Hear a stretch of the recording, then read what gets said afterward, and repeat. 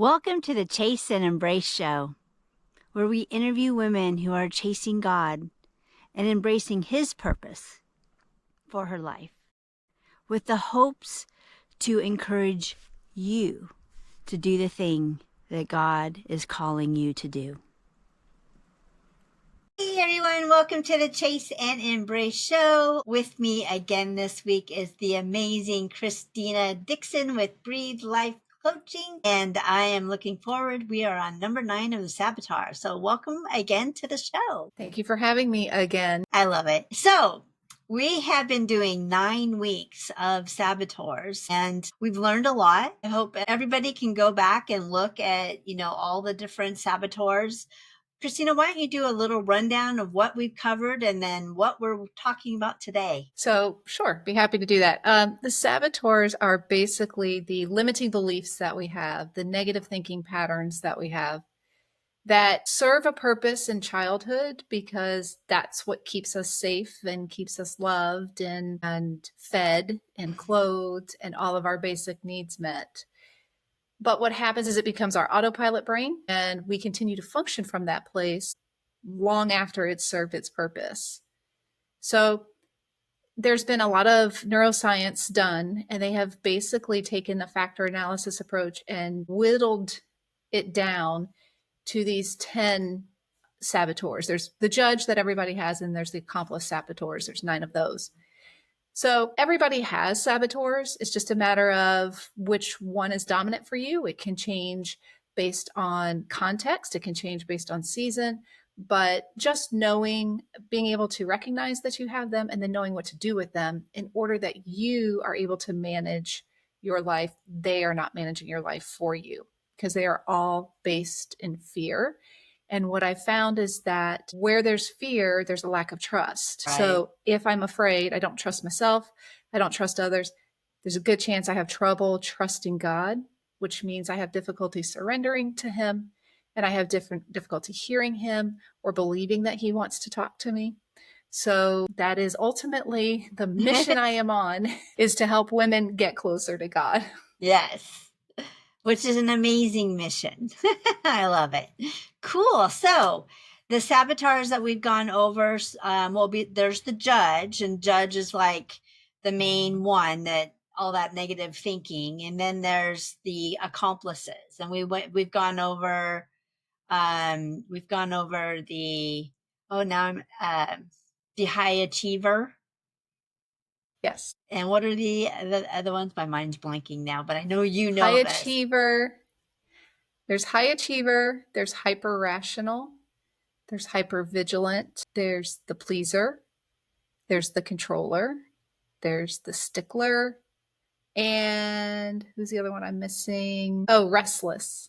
Oh, yes. And then today we have the avoider, and next week we will have the victim. Interesting. Avoider. I think a lot of people do that. I think I do that sometimes. So let's learn about the avoider, because I'm sure this is a very popular one.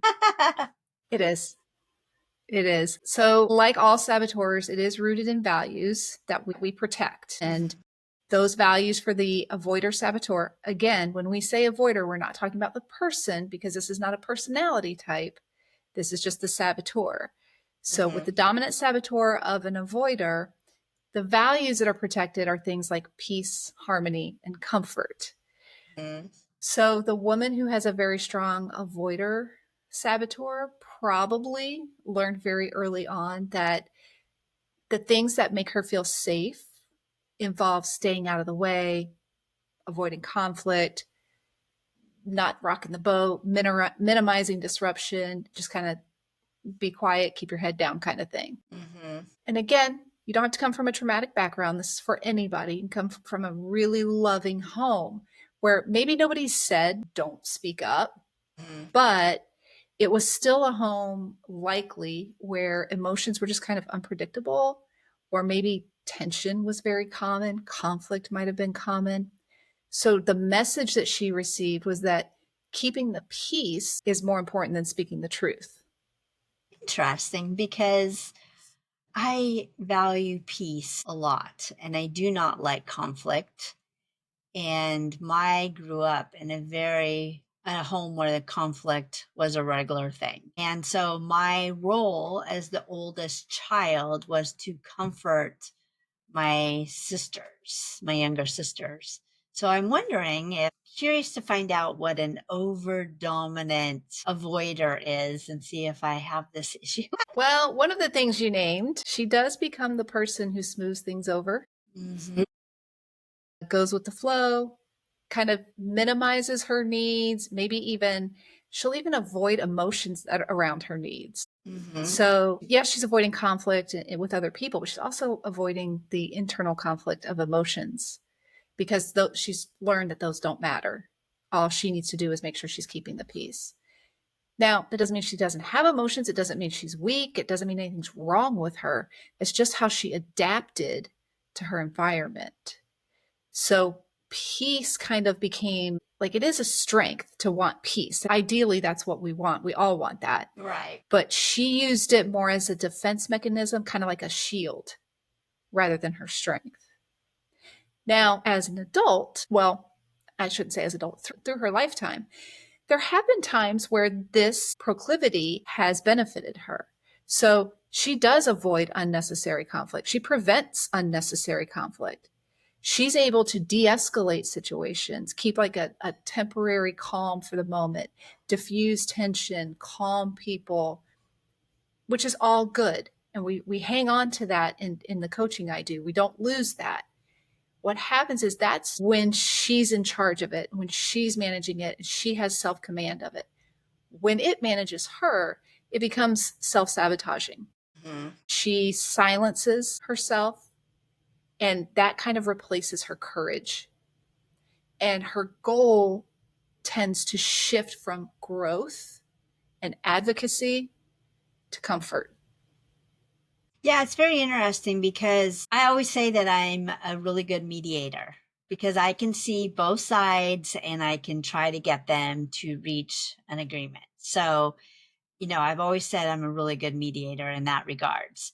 I think that I have had the point where I have silenced my voice because I would rather have peace. But now, instead of, I still want to keep the peace, but instead of being silent, I usually will give all of my concerns to God and say, hey, I, instead of making an argument or whatever go further by I used to be really good at making arguments escalate. And so instead of doing the escalation, because it's not good for me, it's not good for the other person, what I do is I give it to God. And I have found that it's empowering, one, because I let it go. And two, a lot of the times it circles back where whoever it is at the time, they come back to me and we talk about it. And I can tell that God has influenced this person with what they're saying and stuff. And so I find that it's just, I get my peace, but I also have found a solution to where my voice is also heard because who is the best person to hear our voice is Jesus himself.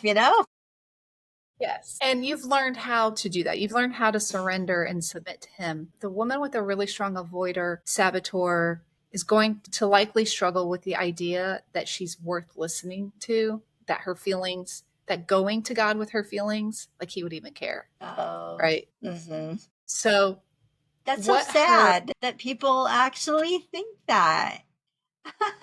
I believe all the saboteurs, that's ultimately, I believe that they can be used as a tool by the enemy. And ultimately, that's the goal is to steal your Yeah. faith and have you not walking towards God. So that's why I do what I do. But Uh, like all saboteurs, it it is based in a fear and hmm. it is based in a lie. And so the lie that sounds like self protection to her Hmm. is something like, if you ignore it, it'll go away. Hmm. It's not worth the argument. Bringing it up will only make things worse. Hmm. It's easier to just let it go. My discomfort's less important than their reaction. Or even like, if I confront it, I'll lose this relationship. So she's not afraid of the truth, but she's afraid of what it might cost her. Hmm. Now, one thing that needs to be made clear is there are times it's not worth it. There are times that the relationship is more important than being right, right? Or things like that. But when you're in that command of yourself and your brain, and there's actual brain muscle being built in what we do, when you're in that aspect of your brain, you still have access to that. It's just you have the discernment to know this is worth fighting for, this is not. Mm-hmm. Yes, So that's and you're important. not operating, yes, and you're not operating from a place of fear. She fears conflict, confrontation. You can have growth through conflict and confrontation, but not in her mind. And when I say her, I mean I do have a strong avoider saboteur, so I know I've walked this. Mm-hmm.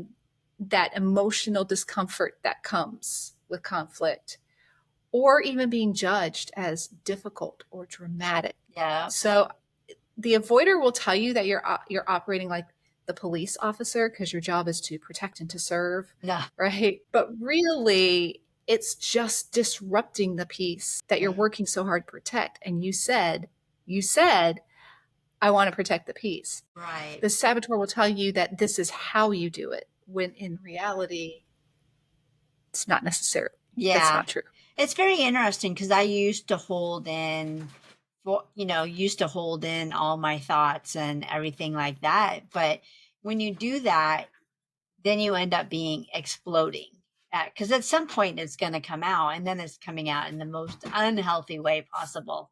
I used to say I was a volcano in my emotions. Like I would hold it and rumble underneath and then all of a sudden explode. Thankfully, Absolutely. yeah. So thankfully I've worked through that because it's not healthy for anybody. So yes, I think this was definitely a dominant for me. And it's also a struggle because there's certain times when that voice comes back like, oh, if you say that, he's not going to like, he's going to be mad at you and you won't have peace and all of that kind of thing.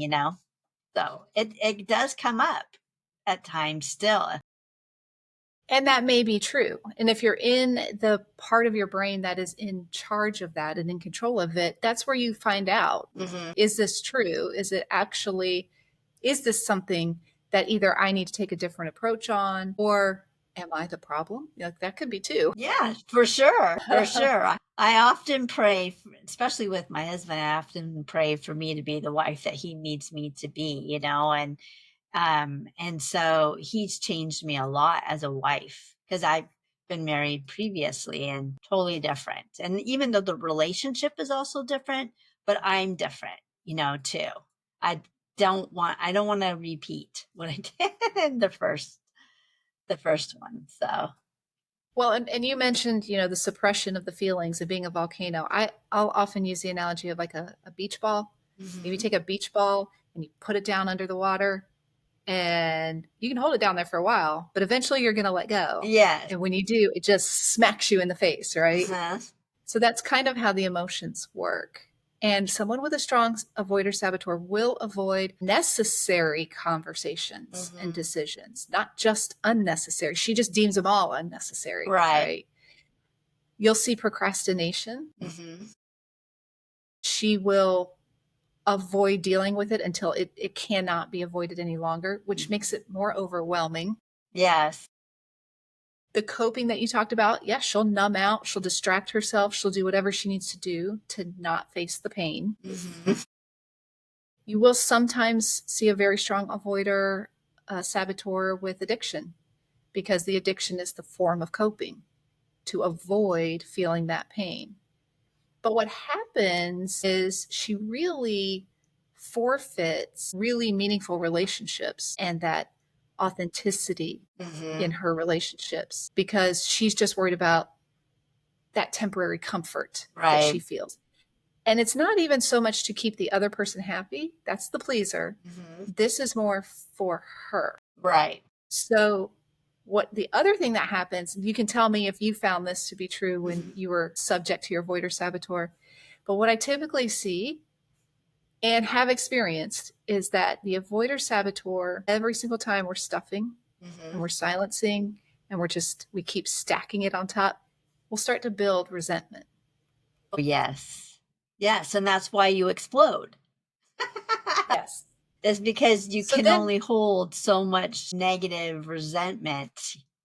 And so then you right. have to let it out. So what's happened is now you've created more tension than you would have had if you would have just had that conversation, Right. or if you would have just addressed those feelings in the first time.